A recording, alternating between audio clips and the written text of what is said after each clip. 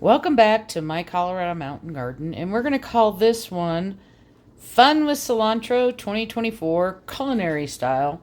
I'm going to make some Pico De Gallo using cilantro.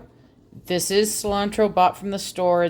I put it in water when I bring it home, stick it in the fridge, and then I put a bag over the top. You can just use your old little produce bags for that. So, what you're seeing here, and I like my tomatoes chopped pretty big. So there's 3 tomatoes in here. I'm only going to use half an onion,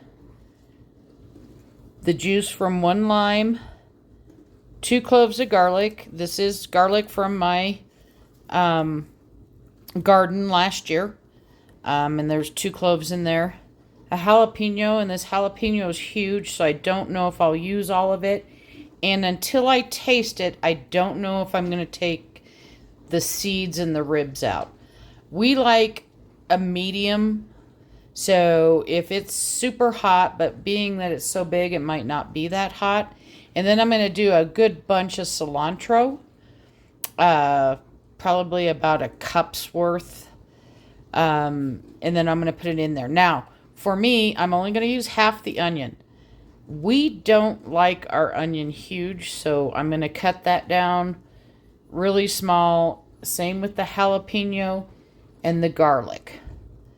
And I'm going to toss the cilantro in right at the end, so it'll get all cut up pretty well. I'll come back through the magic of video and add the rest of this on. But again, this is 3 tomatoes. I'm going to use half an onion, anywhere from this full onion to only half of it, 2 cloves of garlic, the juice from 1 lime. This is a half teaspoon Himalayan pink salt, a 1/4 teaspoon of black pepper, and about a cup of cilantro. I'll be back in a few. So I'm back after cutting things up, and I have my tomatoes. I used the half of the onion. I did use all of the jalapeno, but I did take the seeds out. I left the ribs in, just to give it a little more kick. This is also has the garlic in it, and I just have a hand chopper that I use for those. This is the salt and the pepper. And after this sits a while, I may add more salt. Typically what I do is after it sits for a bit in the fridge and gets cooled down, I'll taste it, and I'll taste it with a chip, because a tortilla chip has salt on it. So you may not need more, but you might have to put some in. And this is about, I would say, 1.5 tablespoons of lime juice. You don't have to use fresh lime. I like to use fresh lime, but if you just have lime juice, start out with 1 tablespoon and then go to taste. Everything here, especially with the salt and pepper, is to taste, but let it sit a bit. So what I typically do is I put my lime and my salt and pepper in, and I mix that around with the tomatoes, because the salt is going to draw moisture out of the tomatoes, so it'll be more like a salsa, even though this is pico. Salsas are typically cooked versus being fresh, whereas the fresh version is typically called pico. You can have fermented salsas. I do that a lot too. And then we're going to put all this in. Now, if you don't like cilantro, you can put in parsley. That's totally fine. Some people, and I can't remember what it is, some people, cilantro tastes like soap to them, so I'm lucky I'm not one of those. And neither is Bob. So I'm just going to mix it around.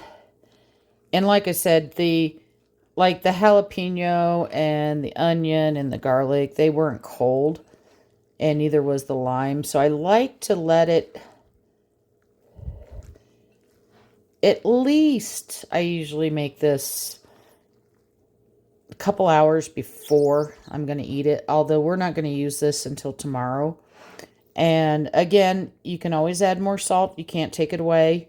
Taste it with a chip if that's how you're going to eat it. And again, I like my tomatoes chunky, but I like my onions and stuff like that smaller. And that's basically pico. I will put a recipe down below of what I started with. And again, everything is to taste, except for really the tomatoes, you want the bulk, the onion, you want the bulk. With my garlic, I rarely go over 2 cloves, but if you are like heavy garlic or you're not growing your own, because my garlic's pretty strong, you may want to put 3. Cilantro, again, you can always add more in afterwards if you don't think there's enough in there, but I think that looks pretty good. And I'll give it an hour or so and then taste it. Right now I know that all those flavors haven't melded yet, so it's not going to be where I want it to be, but in an hour or so, Bob and I will both taste it and decide if we're going to add anything else in. Hope you're having a wonderful day. Happy cooking, happy eating, and fun with cilantro.